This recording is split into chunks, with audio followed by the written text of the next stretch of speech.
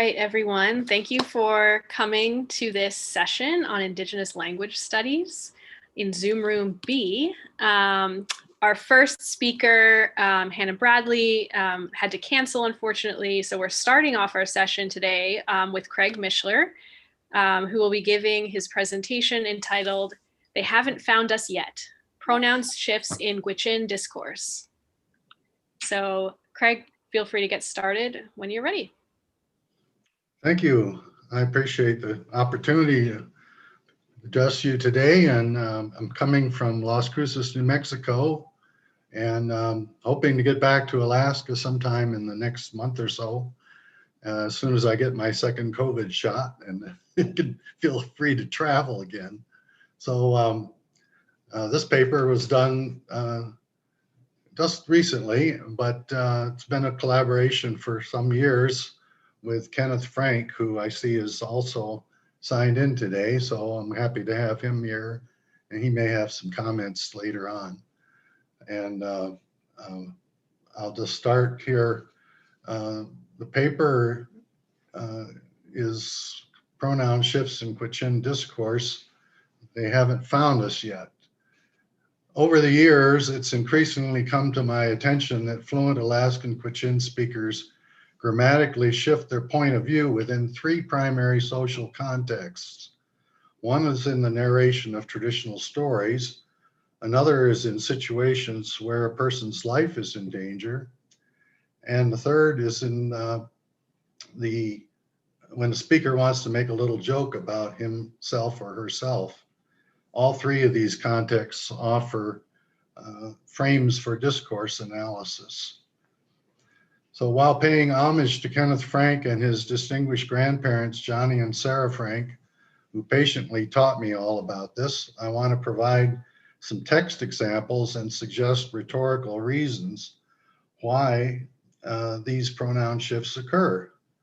English speakers occasionally run up against pronoun shifts in the editorial we of newspaper columnists or the royal we of kings and queens, but this use is fairly rare and privileged. Gwich'in speakers, by contrast, shift their pronouns in much more common and systematic ways. So let's begin with the context of traditional stories. Just recently, in preparation for a new third edition of Johnny and Sarah Frank's book, Narrativizing, we traveled from place to place. Kenneth and I were doing some reviewing, and this is the book, by the way. It's out of print at the moment, but we hope to have it in print later this year for a third edition. Kenneth and I were reviewing the translation of one of the most traditional Gwich'in stories. Each episode in this story is a cycle based on the adventures of a man known as Gwich'in. As we were reviewing the translation made for the first two editions, published by the Alaska Native Language Center in 1995 and 2001, Kenneth noticed that surprisingly, the original translator either did not seem to notice or perhaps found it awkward to translate some of the pronouns in the story accurately. This occurred both in Sarah Frank's narrative of Gwich'in and also again in Johnny Frank's narrative of Gwich'in. So it was not just a momentary slip of the tongue by a single storyteller, but something that we found repeated and deliberate, something intermittent yet systematic in the texture of the stories. Take these examples. First example is from Sarah Frank's story of Gwich'in and Frog, which was recorded in Venati in April of 1980. At one point, Sarah says, "Dinah ingwijik de incha shijinde he the I chia Gwich'in da nya." So the translation is for this is, while he was looking at us, he told us, "Don't you look just like the one who took my hook?" And something that's worth mentioning here is that Gwich'in pronouns often appear to us as objective case prefixes, as in di, na, in, and da, na, nya. So di, na, in here literally means he, the frog, was looking at us, but more figuratively in the story, it means he, the frog, was looking at him, meaning Gwich'in. Indeed, the original translation says the frog looked at him. The subtle pronoun shift from him to us, which is the accurate translation, is further amplified by the quotative dahnya in the next line, which glosses as he told us. Second examples from Johnny Frank's story of Gwich'in and Wolverine, which was recorded by Kathy Alexander in Gold Camp in April of 1973, shortly after I first met Johnny and Sarah Frank. When Gwich'in tries to fool Wolverine into believing that he's dead after sliding into Wolverine's trap, which was set with a deadly sharp hook. And Johnny, the storyteller, says, Jare dinjik da trilta za chidak harin thai zare vitsi dinjik ha za kwat ja trihendia kwa gwinya.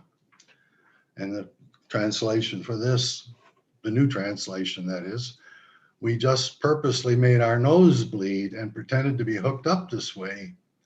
And there's now some of our nose blood on the tip of the hook. And we just pretend we're limp and motionless, they say. So this story actually begins in the third person, and it's really Gwich'in who makes his nose bleed to fool Wolverine. But in this shift to the third person, first person plural, from he to we and from his to our, it's a clever rhetorical device used to draw us into the story. As listeners, we expect the narrator to say he, that is Gwich'in, just purposely made his nose bleed, not we just purposely made our nose bleed. In my view, the purpose for these embedded pronoun displacements is to artfully bring in the listeners and the readers of the story to become part of the drama. The placement of the tropes appeal to our imagination. So we, the listeners and the storyteller, gradually come to represent Gwich'in, and we all become characters in the story. We even have speaking parts. The next primary context is situations where a person's life is in danger. It's often the case that individuals or small groups of people living in the bush face life-threatening situations. They may get sick or injured. They may go into a coma. They may be lost out on the land or out on the water or in the city sometimes. Massive community searches are conducted to find them. These searches go on for weeks or months, long after the police and the state troopers quit looking. The uncertainty of their fate causes much anxiety and suffering for their families, who are always looking for closure. This is why the Gwich'in keep searching for missing persons long after white people give up. What happens in these liminal situations is that people who are missing or unconscious are talked about not by their name or in the third person as he or she or they, but in the first person plural. For instance, when someone is missing or lost, people in the community will say, Thai digwara ai kwa. They haven't found us yet. Or perhaps Thai trihilji. Someone is still lost or missing. In this latter case, an indefinite pronoun, someone, is used instead of the first person plural. Or when someone is in a coma and may not live, people who know them will say something like, Thai kekirai kwa. They haven't woke up yet. Or they could say, Thai trachi. We're still sleeping. My impression is that these shifts to the first person plural pronouns, such as we and us and our, are designed to help create empathy. By saying we, the speaker and the audience internalize the danger and imaginatively project themselves into the life-threatening situation. In English language terms, they use these we and our pronouns to put themselves, as we often say, inside someone else's shoes. Third way Gwich'in speakers displaced pronouns is by playfully talking about themselves in the third person. In English, these are known as Iliisms. The Muppet Elmo on Sesame Street speaks this way and refers to himself by name. Now, me, Elmo. Or English-speaking mothers oftentimes speak to their toddlers, objectifying themselves when they say, "Mommy has to go now." Or I sometimes hear my own wife talking to herself. When she is frustrated at her sewing machine, she will say something self-referential such as, "Barbara, you can do this." In similar fashion, Gwich'in speakers will make little jokes by referring to themselves in the third person. They may say things like, "Oh, hey, cha, now he's going to sleep," meaning literally, I'm going to sleep. Or, "Hey, he's going to eat," but this is readily understood as I'm going to eat. Or even in English, "He's coming back to Venetai" is humorously understood to mean I'm coming back to Venetai. So my conclusion, it's abundantly clear that this wide variety of Gwich'in pronominal displacements are deeply ingrained in the language. With both empathy and humor, pronoun shifts are rhetorically used to shine light on a very specialized worldview. Alternating points of view from third person to first person, or vice versa, are rhetorically powerful. As listeners, readers, and translators, we need to be aware of these heightened lexical moments, these compelling social voices. That Gwich'in pronoun shifts are exceedingly old is demonstrated in the cycle of traditional stories told about Gwich'in, artfully performed by elders such as Johnny and Sarah Frank. No one really knows just how old the Gwich'in story cycle is, but it's set in a distant ancient time where animals speak like people, a time long before the advent of white Europeans. This tale, along with the context of lives in danger and personal humor, appears to have developed far back in time, embedded with linguistic artifacts which underscore the deep, rich, underlying texture of Gwich'in's speech play and verbal art. And that's my paper. Thank you.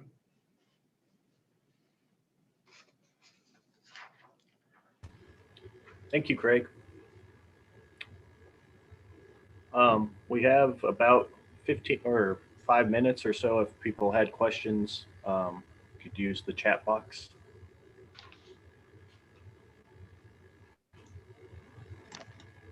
I did want to ask you how long you've been working with the Gwich'in and what your fieldwork is like. I'm not familiar with this kind of like linguistic research, and so I'm just really interested in how that came together.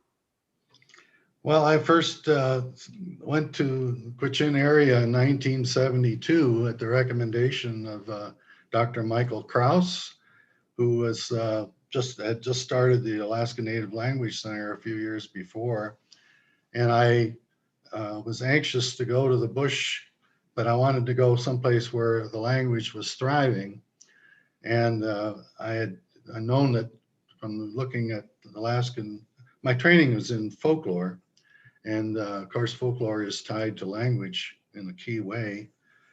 And I wanted to really work in the interior. And I said, where is the language really healthy and strong? And he said, I would suggest going to the Gwich'in area in Fort Yukon and surrounding villages. So that's where I went. I went and spent the summer of '72 with my wife and daughter in Fort Yukon, got acquainted with local people.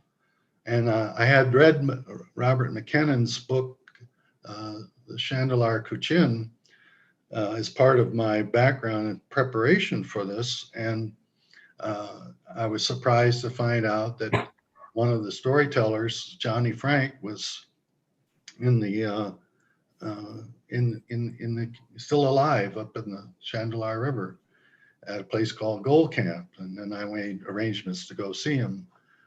So that was my chance. I went up November of '72 and with a tape recorder and a notebook, and went by dog didn't go by dog team. At that time they had snow goes already, but the snow machines were pulling sleds, and I went on behind the snow machine on a sled up to Gold Camp that winter and spent 3 days with Johnny and Sarah Frank. Recorded them, but a lot of other people recorded them. So now we have this book, and it's a compilation of recordings, transcribed recordings from a whole bunch of people. But I think Kenneth Frank looks like he has a comment or question. Maybe you could tune him in. Yeah, hello, everybody. Thanks, Craig. I think with these story that our people told traditional stories I think with these it kind of work out towards education, make the story interesting to figure out what's being said and, you know, putting it together. I think that's probably for that reason that our language is kind of like that. It make little humorous and make the story interesting, and also that we know that you know our language was kind of started in 73. You know, the writing system, and also the person that translated the Bible was it was back in 1800 before 1900, but most of the translation kind of written like that. It's like you know like Nohoshi is your food. You know, when we pray, I think it's just I think that's how our communication is, to make it interesting. Just that comment, yeah. Thank you.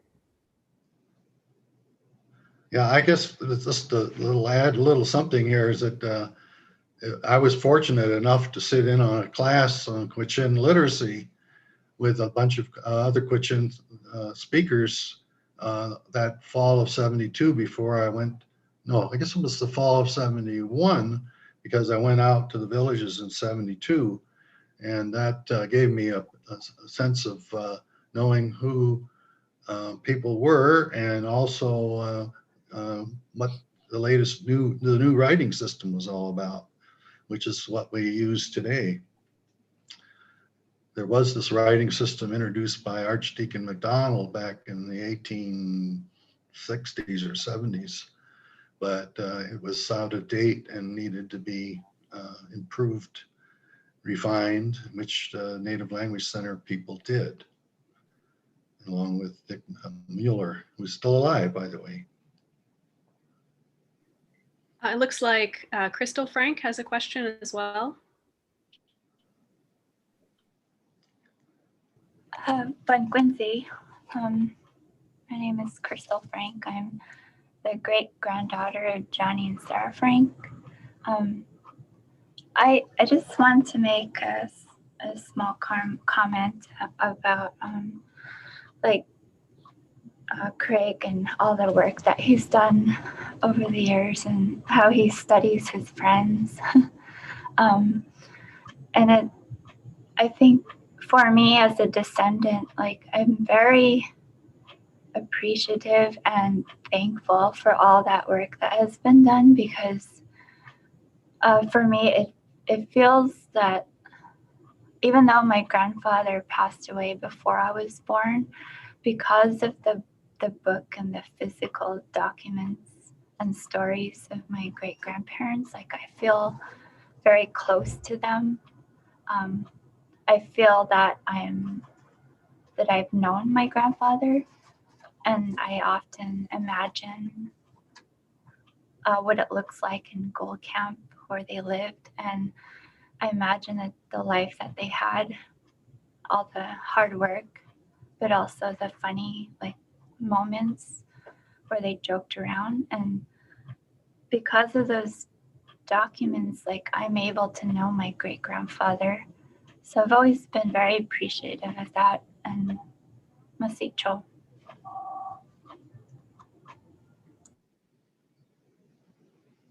Thanks, Crystal. Good to hear from you.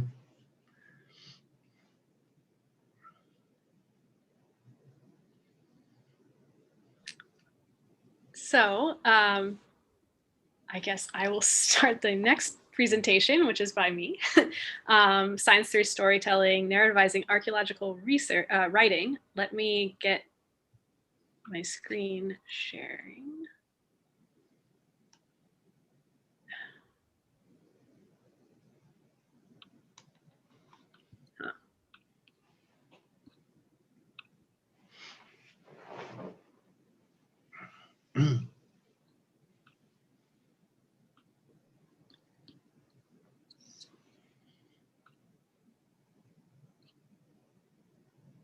Is that showing up okay for folks?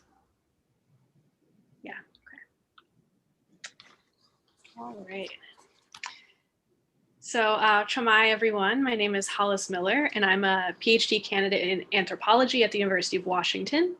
And before I jump into this presentation, I wanted to take a quick moment to respectfully acknowledge that I'm on the homelands and waters of the Duwamish, Suquamish, Muckleshoot, Tulalip, and other Coast Salish peoples who remain living in and connected to this place that we now call Seattle. So today I will be talking about storytelling in archaeology, especially as it pertains to how archaeologists write about their work. Most of us probably came to archaeology or anthropology because we were interested in stories and stories about the past, especially. And there are really strong examples of storytelling and narrative in museums and in other spaces where the public interacts with archaeological research. Yet I've noticed that these same fleshed out stories don't always make it into our scholarly publications. In this presentation, I will share how I've been working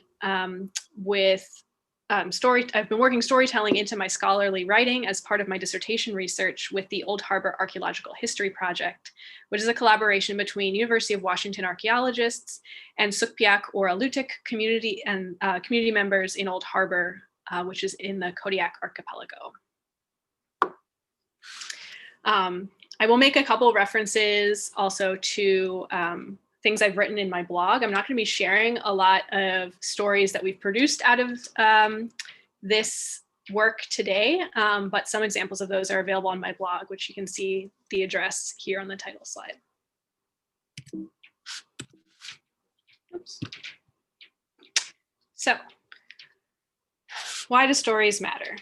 I'm going to start with a simple answer to that question that we all probably are familiar with, and then move to some deeper commentary. But before that, what do I even mean by stories? And so here I'm talking about narratives that have characters have motivations, they're set in a place, and there's a plot. Something is happening, activities are happening. And specifically today, I'm going to discuss story models, personal narrative, and archaeofiction. And before I go a lot further, I wanted to make it clear at this juncture that I do not advocate for complete fiction in archaeological writing, but rather stories about the past that are rooted in archaeology should be grounded in evidence, both archaeological, historical, oral historical, whatever that evidence is. So I would not say this is fiction, although it may be fictive. And then second, I argue that narrative storytelling should be used alongside, not in place of, scientific writing and analysis. It should be a method for looking at the science from new or different perspectives. So the simple answer here, why do stories matter? They help us evoke empathy with past actors and create a connection to the past. And they also can make archaeological research more accessible, which is, why we see stories appear so much in museums, and in other public-facing presentations. However, a deeper answer, I'm going to draw explicitly from Indigenous and Black feminisms to get into this answer, including Diane Millian and her concept of felt theory, Whitney Battle Baptiste's Black feminist archaeology, Keisha Supernant's Archaeologies of the Heart, and Catherine McKittrick's focus on Black livingness. Along with white feminist allies such as Rosemary Joyce, Ruth Tringham, and Joan Jarrow, these thinkers ask us to consider our positionality. how do you, as a researcher, position yourself in relation to the research? How do your intersecting identities situate you? Where are you coming from? Sort of thing, what that positionality is all about. These feminist scholars also critique objectivity. Our science is never objective, so why do we hide our subjectivities behind the passive voice and other academic turns of phrase? That is a well-known critique that's been explored by more than just feminist scholars, but it definitely comes out of that work. Thinking about authority and authorship. How have colonialism and other interlocking systems of oppression ignored the authority of certain groups to speak or write about and know about themselves? So thinking about who is qualified as a knower and whose knowledge is considered valid, considered scientific even, and worthy of being written down. And the last piece here is about relational accountability. Thinking about what is your relationship to the research as an archaeologist or other researcher or someone else interacting with the project. And because we never work alone as archaeologists or anthropologists, how are you accountable to others, especially to descendant communities in the case of archaeologists? Archaeology is not at its best if it's not collaborative, because isolation limits our perspective and our ability to say something meaningful. And so storytelling is a part of these feminist traditions, but it's also a part of many other cultures and traditions, including often the very indigenous communities with whom archaeologists work. And I also argue that, we as archaeologists, we already think through stories. We think about the past through stories. It's a part of our research process, but it's often unacknowledged, or at least when it comes back to writing that paper. So storytelling can, through personal narrative, create a realistic accounting of the research process and the positionality of researchers, which allows the research to be better evaluated. When we know where a researcher is coming from, when we know the assumptions and the worldviews that they bring with them to the work, we can better understand the work itself and better critique it if needed. And then storytelling also through archaeofiction or imagined narratives of the past can also remind those of us 21st century archaeologists that the past is populated with people, with ancestors, and not just the anthropological abstractions that we like to toy with in our theory and model building. So those are my reasons why stories matter. But then thinking, especially for myself, that as a settler scholar who works with indigenous communities to learn about colonialism, storytelling with community is especially important because it forces me to counter colonial narratives of Native passivity and stasis and instead tune into stories of Native survivance. And storytelling also allows us to explore the diversity of ancestors. Our ancestors, were many different people. They had thoughts, they had dreams, they had emotions, and differences of opinion, and different responses to colonialism, even within the same community, different attitudes and responses to colonialism.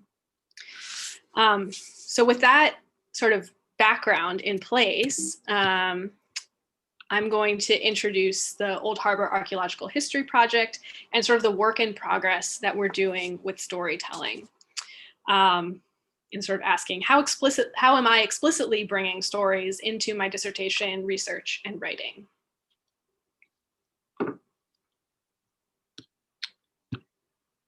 So just really quick project overview on what the Old Harbor Archaeological History Project is all about.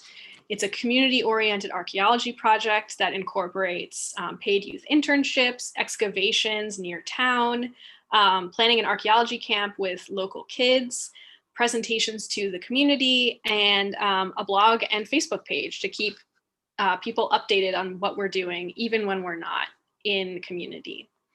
And these community-oriented aspects have emerged out of an explicit request from the Old Harbor community leaders that we work with youth. And we work to center young Sugpiaq voices in the interpretation of Sugpiaq history. The main questions that this project is dealing with are about colonialism.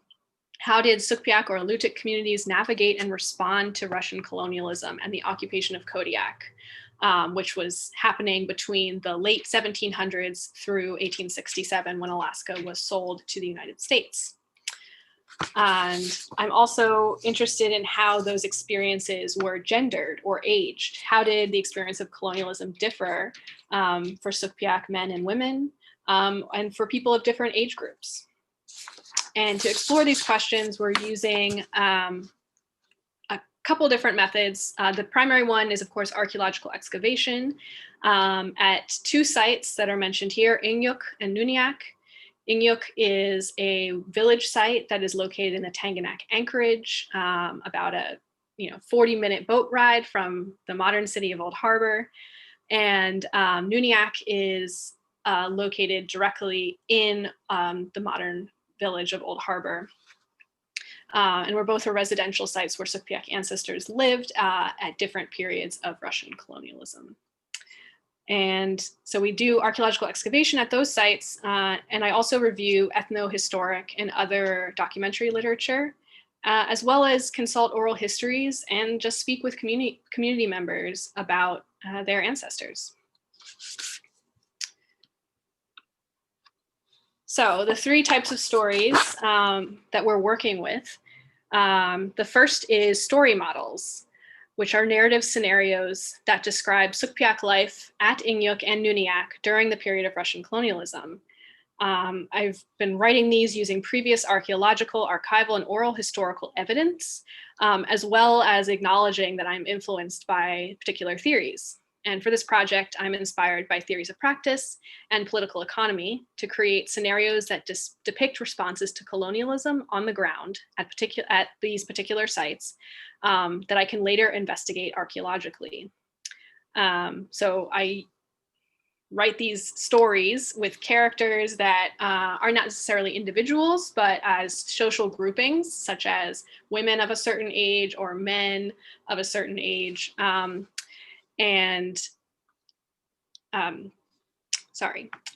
Using those stories that are built with existing data, I can draw archaeological hypotheses about the questions of interest. So about foodways, about labor, about gender, about social organization, or anything else that I'm interested in learning about. And so I think that by using this story model method and populating the model with generalized characters and thinking through their actions, I can actually engage with the data in a different way than I might if I was staring at a spreadsheet or just looking at collections of artifacts. And if this sounds very familiar to you, it should, because I think archaeologists already are doing this kind of thinking through scenarios and through stories, but they don't always write them down. That sort of is part of the process, but often an unacknowledged part. So I'm working to actually make those explicit.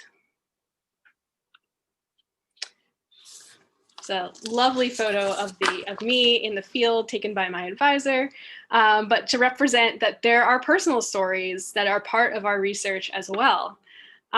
So personal narrative here is about telling your own research story. What was it like to be in the field or lab doing the research? What did it feel like? We can write about the mundane and the exciting, our social relationships, and our private thoughts. And writing personal narrative establishes your positionality and can reflect the realities of doing research and making interpretations along the way. In our published pieces, the language we use often has an air of certainty when many of our interpretations are actually ambiguous or situated. And I also think that if we shared more personal narratives, that we could have more frank conversations about fieldwork, such as about harassment, drinking culture, and mental health. I mean, for instance, any other field archaeologists out there that deal with moderate to severe anxiety? What's that like for you? A lot of these important conversations are starting to happen in our discipline, but I think that more storytelling could destigmatize them further. So I use personal narrative mostly in scholarly work to situate myself as the researcher, but then all these other stories about fieldwork are also part of the research. And so I often publish things about that on my blog. And the third component here is archaeofiction, which you can also think of as fictive or imagined narratives that are centered on individual characters in the past and thinking about what were their thoughts, emotions, and personal experiences. And yet, despite this more fictive nature, they're still grounded in archaeological or other data about the past. And while I've dabbled in some archaeofiction about Inuk and Nuniak on my own, and you can see some of those on the blog as well, to complete this portion of the storytelling, I've reached out to a couple of Sukpiak writers to compose these imagined stories about their ancestors, which are really important snapshots of everyday life. So in a publication that we're working on, these short stories are disruptors to the normal flow of archaeological writing and offer other ways of viewing and interpreting the archaeological data that are rooted in deep familiarity with place, with family, and tradition that these authors possess.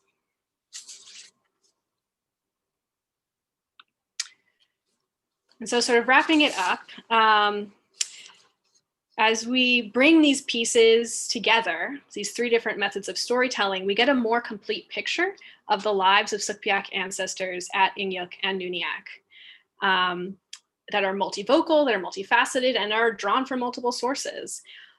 This also builds critical engagement with the Old Harbor community and forces me as a settler scholar out of my Western box every once in a while to actually engage with other ways of knowing about the past and other traditions of storytelling.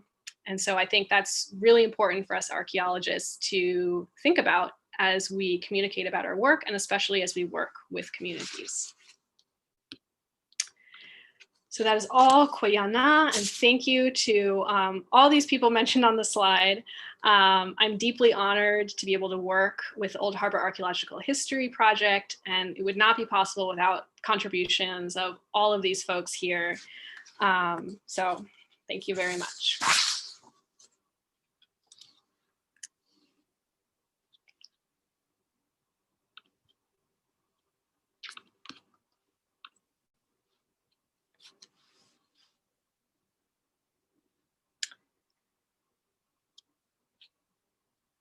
So I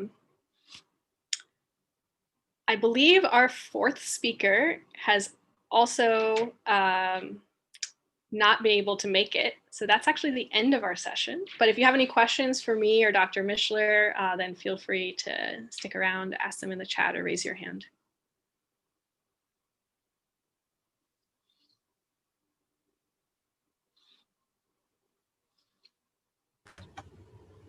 Thank you everyone for joining.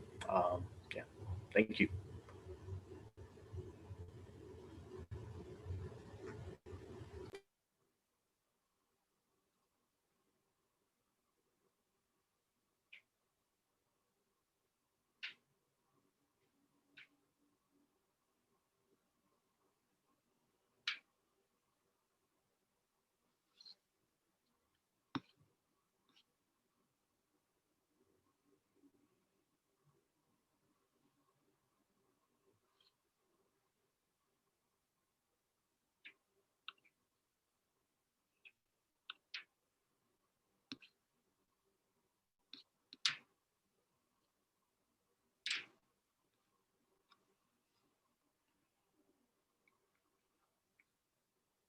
So it looks like I've got a question here from Jeffrey Baird. Do you think that your archaeofiction idea can be translated into genres like historical fiction or other media outlets that might be interesting to the public? Absolutely, yes. I mean, it's very much in a similar tradition of historical fiction. And I believe there are, in fact, I've read like Margaret Elphinstone and some other historical fiction writers explicitly work with archaeologists to craft their narratives about the past and have them rooted in data in a similar way. And I also know that currently the Alutiiq Museum is working on a project with other Alutiiq writers to write stories imagining what life was like for families at some of the sites they've excavated recently. And that's actually being turned into a children's book, and as well as so like a third grade reading children's book, and then a book that's intended for slightly older audiences as well. So that is, I definitely think that historical fiction and other public facing things are really drive with archaeofiction.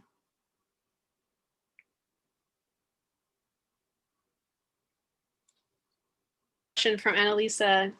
How do you wrangle with finding the balance between reflective narrative and the science bits? That's always, of course, a challenge, but I think that when I, for instance, include like reflexive personal narrative writing in my work, it's not going to get necessarily into these really, nitty gritty feelings that are not specifically related to the work. I save that for my blog or other writing venues or Twitter or whatever. But using that personal narrative to really situate the reader in this place, take them along with me to, in this case, Ingyuk, where I've been doing my field work. What did it feel like to be there? And what sort of things did I notice? What sort of connections was I making with the past as I was there, even when we weren't doing excavation? So thinking through that. And I think that really lends itself as a setup to talking into like more traditional Western scientific writing, because it really first grounds the reader in this specific place. And then in some ways might make them more interested or receptive then to reading more scientific analyses following that. Although I will say that in my own work, I don't rely heavily on a lot of like super technical scientific analyses. And so the transition is a little less abrupt.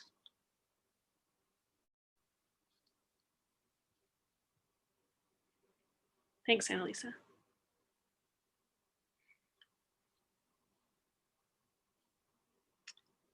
right, I think that will probably be all.